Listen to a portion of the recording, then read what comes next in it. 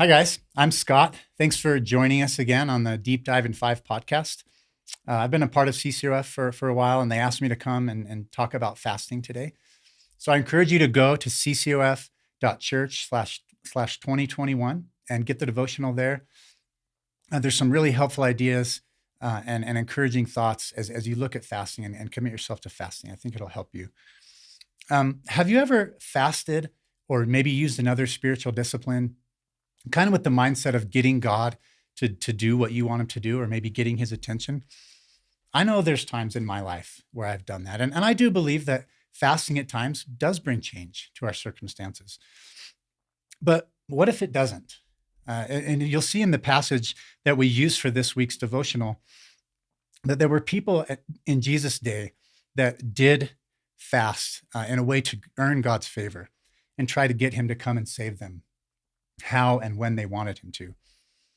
But my question today is, what if there's a different purpose for fasting? Could it be less about changing our circumstances and more about changing us? So here's a simple example related to food. Have you ever heard, or maybe you've justified your actions of grouchiness or impatience because you're hangry? I know I've been grumpy sometimes when I haven't had my second breakfast. And sometimes I've had to realize that my grouchiness isn't about the fact that I'm hungry, but that I'm not getting my way. Can we still learn to be patient and kind even when we don't get what we want?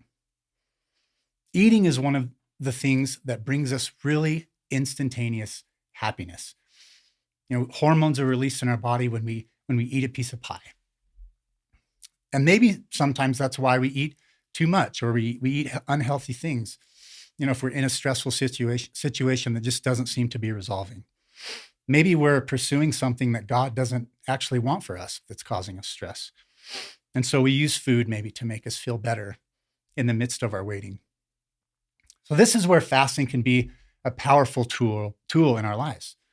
It's not a tool to get God to do what we want him to do or to be pleased with us, but it's a tool that can teach us to be patient and kind, even when we're not getting the things that we want.